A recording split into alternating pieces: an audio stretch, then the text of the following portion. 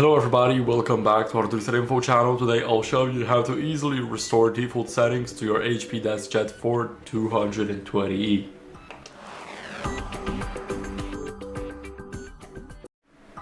So first, let's head over to this little site. To enter the site, what you need to do is open up the HP Smart app. Now here, scroll down until you guys see advanced settings. And this tutorial is entirely on our channel on how to do that. So make sure to check it out. Here, let's go over to settings and now click restore defaults.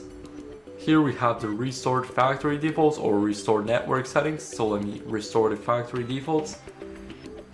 And now everything will be restored. So let's click it, click yes. And now it's all done. It will start restoring the settings. And that'd be it. So thank you guys for watching. Make sure to leave a like, subscribe, and see you next time. Bye.